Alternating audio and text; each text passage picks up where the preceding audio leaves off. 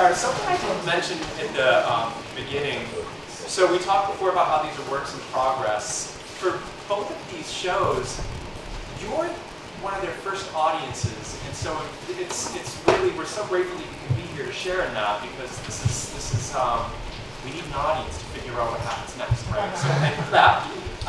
This next show will run about 30 minutes, and don't forget afterwards, if you'd like to hang out and have a glass of Prosecco or water, please hang out. So now, this is a first look at Cancer Cabaret, written and performed by Koenig resident Emily Rubin, along with Koenig and Maryann DeLeo. All three of these artists are cancer survivors, and in their piece, they interpret life's difficult moments and triumphs through song and storytelling, with music by Inge. Please welcome the Cancer Cabaret.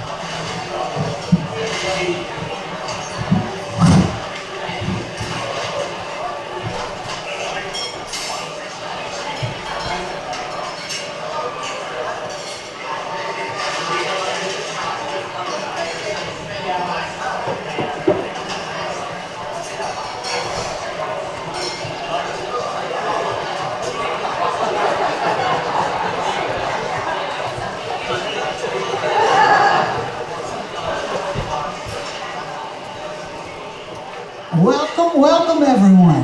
The show is about to begin. So make sure you have another drink and make sure to take care of your server. Live from Ancram, New York, it's the Cancer Cabaret.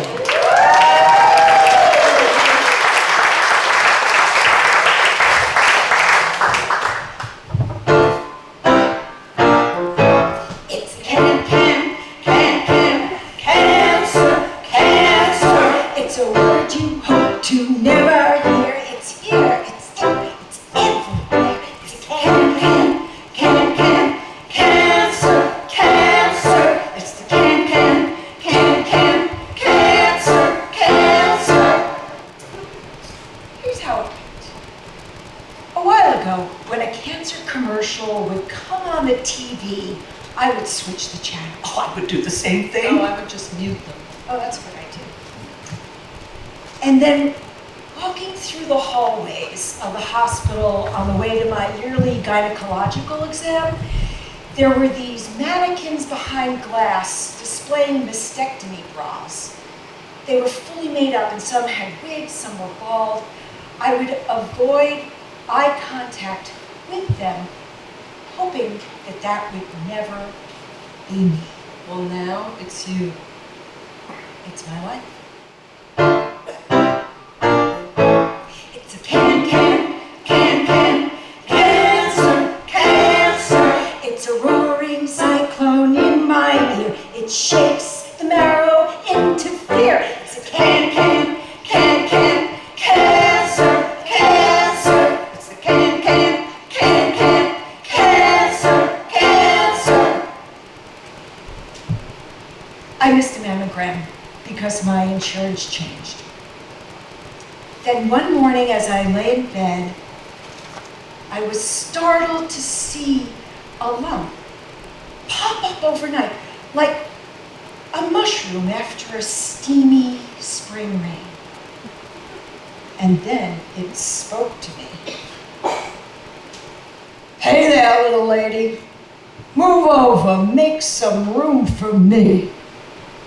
Little lady, you can't talk to me like that. Who are you? Where'd you come from? Who the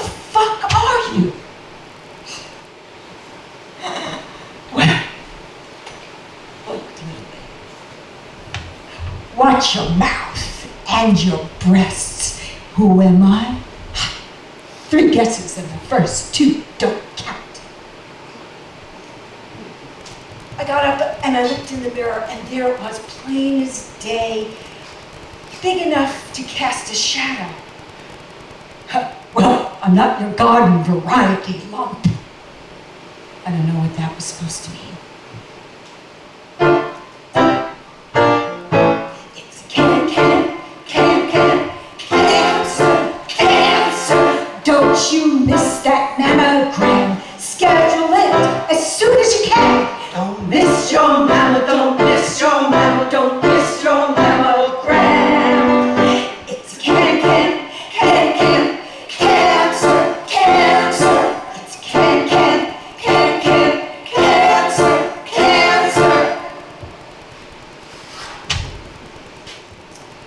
Who invented this torture device for our boobs? Squeezing them between glass. Well, I looked it up on the Google. Turns out in 1913, Dr. Albert Solomon in Germany used the latest technology, which at the time was X-ray, to look at breast tissue. He noticed a difference in density between normal and cancer cells. He studied over 3,000 mastectomies. Then, in 1949, Dr. Raoul Labornia decided that by compressing the breast tissue, they could see small areas of calcification that could indicate areas of cancer growth. From then on, we were getting our boobs compressed. Today, with digital technological advances, ask about getting an ultrasound or an MRI, but don't miss that mammogram. It's a cancer. That lump has got to go. The doctor left a somber hello. Emergency, mammo! It's a cancer. It's the cancer.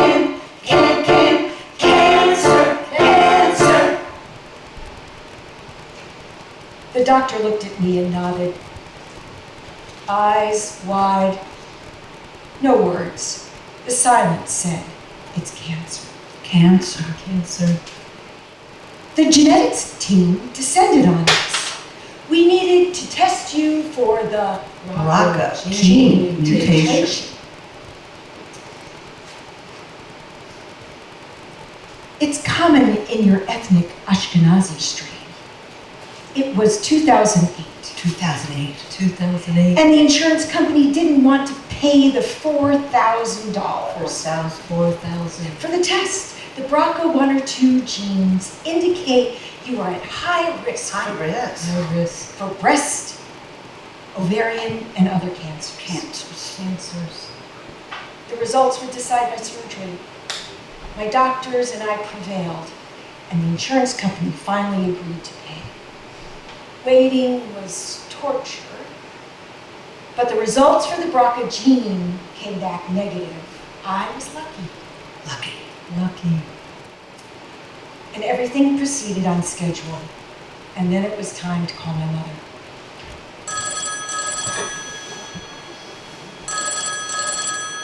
Hello? Hi, Mom. Hi. Hi, Emily. How are you?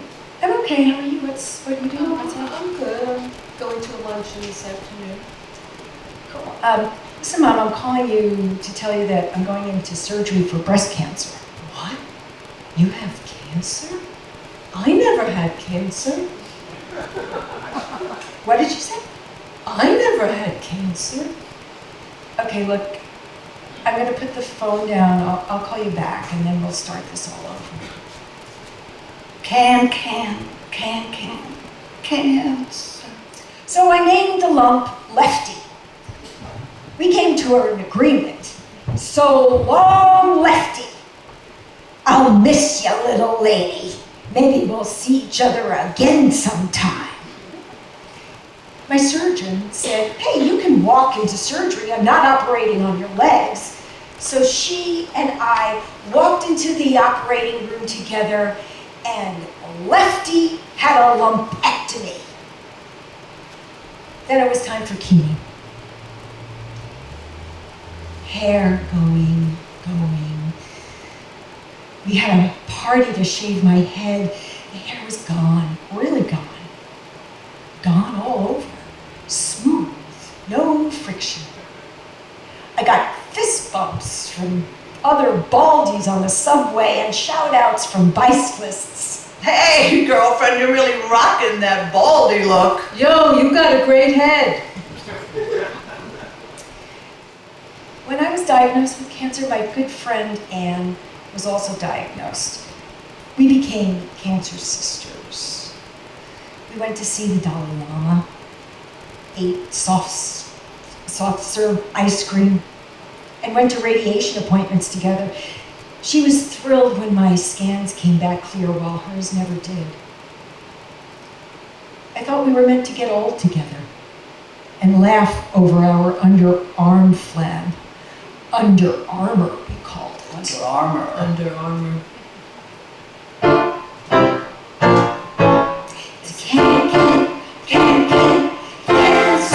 Cancer. Now they say it's gone. Buy yourself a box of bonbons for the many we have lost. Thankful that we got to bond. Fought with courage at any cost. Their light shines from the great beyond. It's a cancer.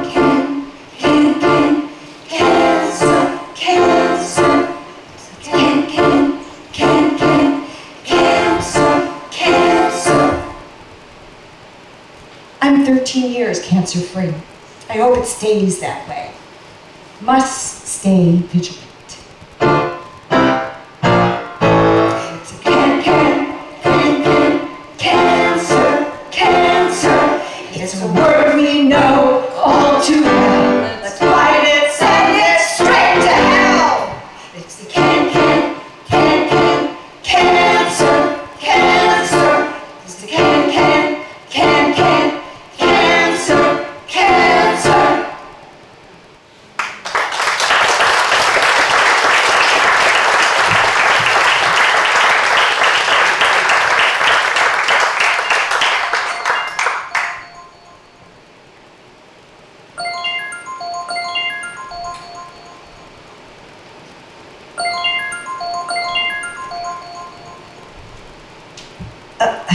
Hello? Yeah, this is Christine. It's Dr. Moffat's nurse scheduling lumpectomy and node extraction surgery. Does August 31st work for you? Hi. You're not going to believe this, but I'm on top of a mountain in Colorado. How did your call get through? I mean, I've been waiting for your call after the diagnosis, but I'm just so shocked. What did you say the date was? August 31st? Well, I don't have my calendar handy, but okay. Yeah, all right, that'll work. Thank you. Thank you. Holy shit. It's really happening. How did the call go through? No. There's no service on top of a mountain. The reality sinks in.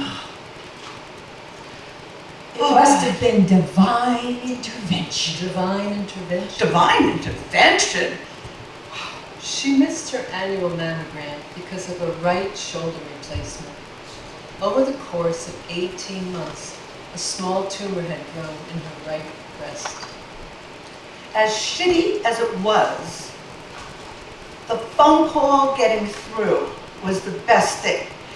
If it didn't get through, the surgeon that I had chosen wouldn't have been in my insurance network. Down from the mountain. Down from the mountains. Cell phone. Cell phone. Divine intervention. Divine intervention. Surgery.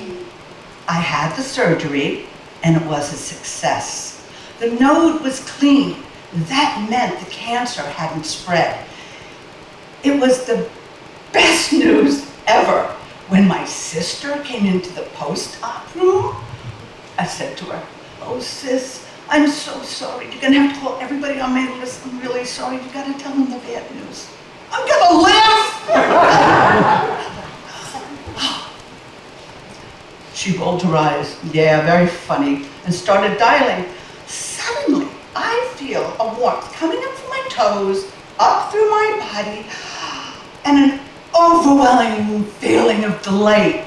It felt like a divine being had entered my body and was smiling from the inside out, screaming with joy.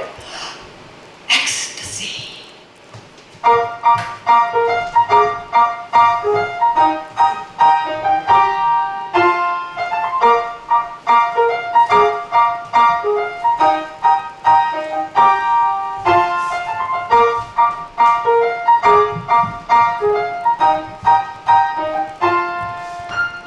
Ecstasy, it's so divine. Ecstasy, not the pharmaceutical kind. Ecstasy, nothing can touch me now. I'm blessed, smiling from the inside out. Ecstasy, ecstasy, ecstasy, ecstasy. Ooh, all my troubles are gone. Happiness is all that's left. Life is like the sweetest song, and I'm ready to sing. Ecstasy, ecstasy, it's so divine. Ecstasy, not pharmaceutical kind. Ecstasy, nothing can touch me now. I'm blessed, smiling from the inside out. Ecstasy, ecstasy. Ooh, 1, 2, 3, 4, 5, 6, 7, 8. Smiling from the inside out.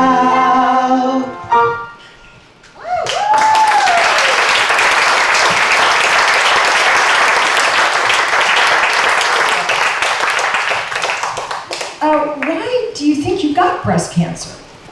You know, I don't know. I was a vegan for a while, and then I gave it up slowly.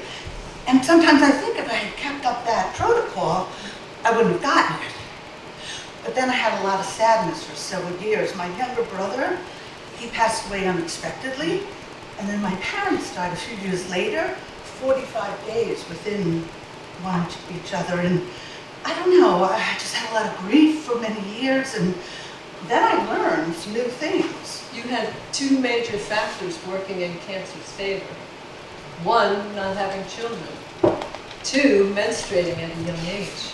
It's true. I had my period at the age of 10. I hid it from my mother for 3 days, but oh God, that's a whole other story. And then I went through menopause at the age of 54. For 44 years, you had high levels of estrogen coursing through your body. Not good. You decided to go back to the vegan protocol to prevent the cancer from coming back. Am I willing to eat bread that tastes like cardboard to get better? Yeah, you bet I am, yes. One of the alternative practitioners had some ideas that were unorthodox, but you followed her advice. I see that your aura is clogged. Hey, I bet you say that to everybody. We've got a lot of cleanup to do. Close your eyes. Think of your aura surrounding your body. We're wiping away the negativity. You should feel much lighter after this. Draw a bath, pour 5 pounds of Epsom salts in, soak in it until cool. The radiation will be neutralized. And do this after every treatment. Wait a minute, that's every day for 30 days, not including weekends. Yes, that's right. Juicing, smoothies, shopping at Whole Foods. She's a vegan. I'm a vegan. Again. I didn't want to take tamoxifen because it just had a lot of side effects. So I did my own research and I found this substance called indole-3 carbanols. And it's a mixture of all the green vegetables. I showed it to my oncologist and he said, the research looks good, but I can't tell you to take that because the protocol is tamoxifen. Well, I took that as a yes. Then he hesitated. We saw a substance on both of your lungs, on the bottom of the lung. We don't know what it is, but we'll monitor it and, we'll check you regularly. I knew right away. It had been 11 years. Oh,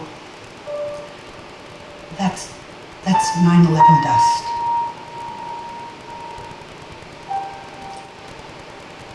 I went down there that day on 9/11. I rode my bike past the seaport to Battery Park. I passed a group of firefighters sitting on a park bench, covered in white dust. They yelled, "Cover your nose! Cover your mouth!" I got a huge mouthful of the chalky dust. I can still feel its grittiness. Pulverized desks, charred memos, office chairs, shoes, eyes, hearts, lungs, hair. There's nothing to be done. I live with it like thousands of others and wonder, what if? What if? What if?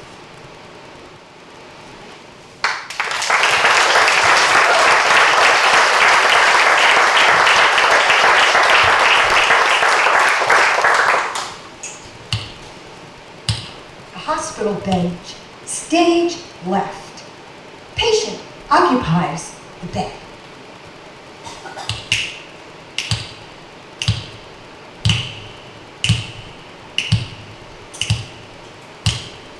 Tumor, biopsy, malignant, chemo. Tumor, biopsy, malignant, chemo. Tumor, biopsy, malignant, chemo. Tumor, biopsy, malignant, chemo. That was a bad dream.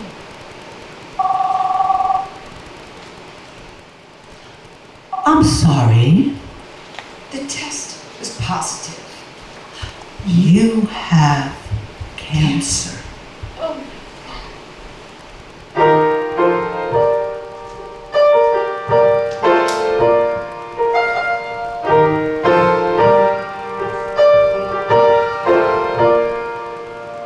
I got the news today that there's something very wrong. My world came to a sudden stop and I was all alone. Tell me something good, that it's gonna be alright. Tell me it's not the end, and I still have to fight.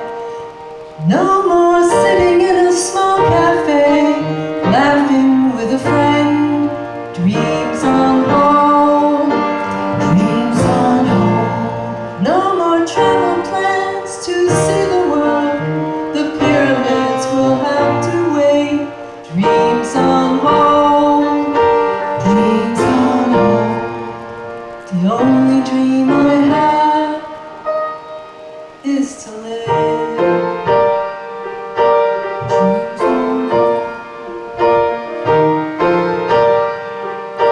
Dreams on hold.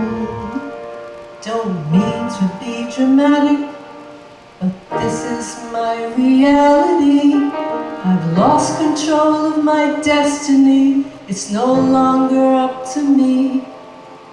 Tell me something good, that it's gonna be alright. Tell me it's not the end, that I still have a life.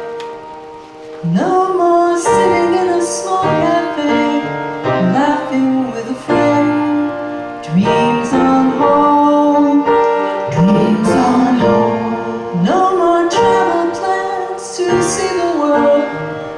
pyramids will have to wait. Dreams on hold, dreams on hold. The only dream I have is to live. Dreams on hold, dreams on hold.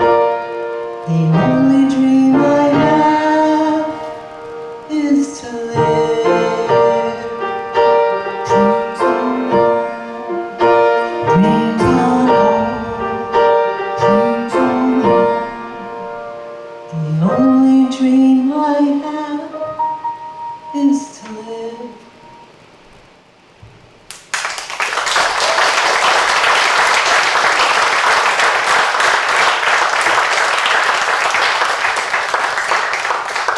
Doctor, what happens if I do nothing? Oh, you can't do nothing. You should start chemo right away. Chemo? I don't want to start chemo. You know, in 50 years, these treatments will be considered barbaric. Why aren't there better, non-toxic treatments? You're right, but this is the best we have right now. When you get the chemo, you'll lose your hair. Lose my hair? I don't want to lose my hair. I read something about the cold cap. Do you know anything about it? I know it doesn't work. Well, I'm going to try it anyway. Day 1 chemo.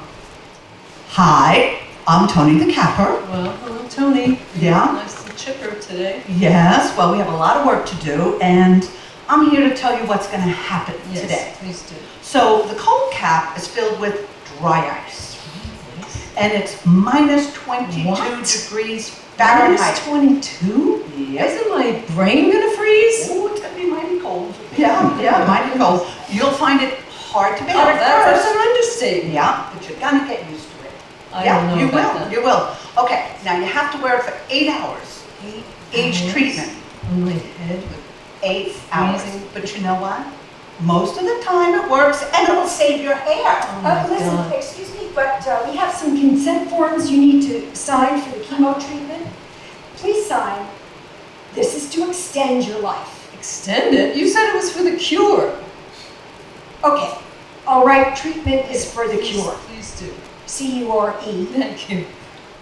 After the chemo and surgery, you'll be doing radiation. Radiation? Some of my friends told me radiation wrecks your DNA. This is the protocol we have for breast cancer. I'm going to get another opinion. I went to a natural medicine practitioner. I cannot tell you not to do the radiation. It's not about the radiation. Your body will heal from it. It's about the conflict. It's the conflict about whether you don't have it and then the cancer comes back. That's the conflict. So you are the only person who can decide this. And as I have told you, all disease has an emotional aspect. So your body is showing the symptoms of a conflict within your soul and your emotions. I decided to have the radiation.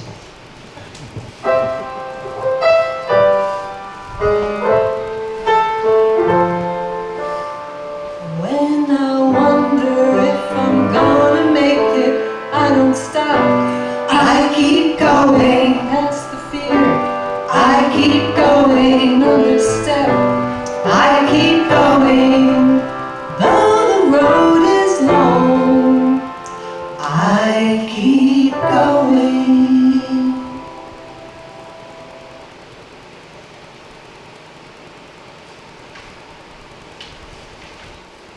while sometimes going through this ordeal was a nightmare, there was a positive side. I woke up to the miracle, the divinity of my body. And not only my body, everyone's body. Walt Whitman wrote, Divine I am, inside and out. The scent of these armpits is aroma finer than prayer. After her diagnosis, September 23rd, 2015, she fell in love with her body. The thought of losing a cherished part of her body made her stand back and look how beautiful it was in its ordinariness. There was a moment I fell in love with my right breast. She looked at it and marveled at its curve, its roundness. The perfect circle of the nipple and the softness of its skin. I had compassion for my body. It was under siege. Cells were multiplying that should have been dying off and departing, and they weren't. My body needed help.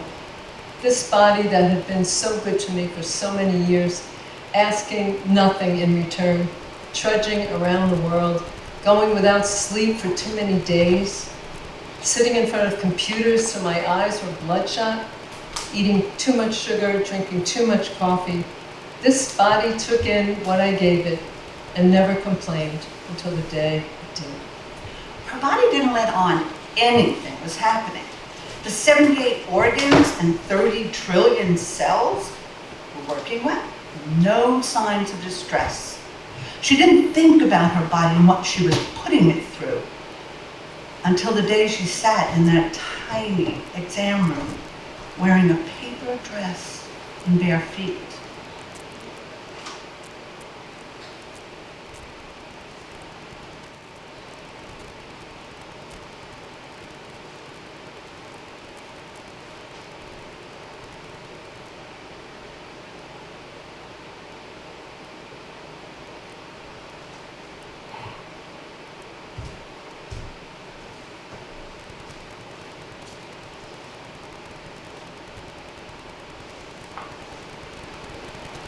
Everything I thought was wrong became right, as though I was seeing myself for the first time. Like when you fall in love with someone, one day you see them and they become so beautiful you can't understand how you didn't see it from the first moment. Where had I been all these years, not seeing the perfection in my eyes, my nose, my hair, my legs, the perfection of the rhythm of my beating heart? The dearest person to you is you.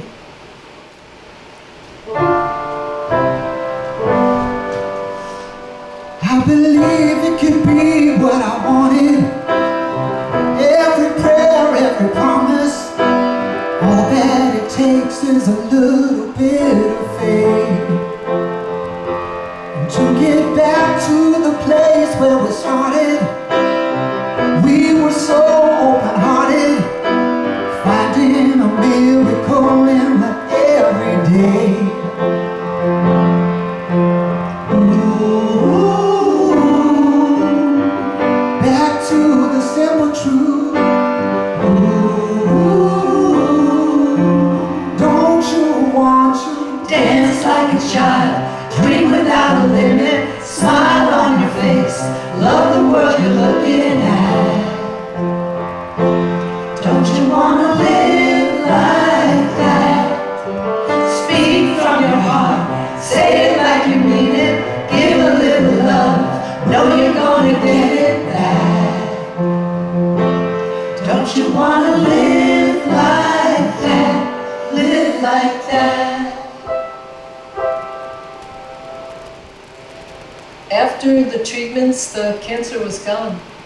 I was healthy. The cold cap worked. My doctor was surprised when he saw me that my hair was still on my head. He's recommending the cold cap to his patients. And then I ran into my surgeon. She said, when you came to see me, you thought the cancer was your fault. I was worried, but you overcame that. And although you had doubts about the protocol, you got treated. Well, yeah, I said. I didn't want to do any of this. But in the end, I drank the Kool-Aid. She said, no, you didn't. You did the treatment in your own way. This is your body. You choose to do what is right for you. Don't let anybody tell you what to do.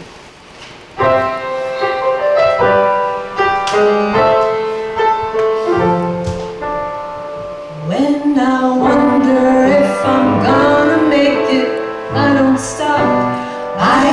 going.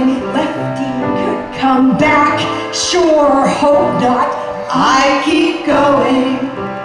Holding on to ecstasy ain't easy. I keep going. That's the fear. I keep going another step. I keep going. Oh, the road is long. We keep going. We keep going. Keep going. We keep going. We keep going.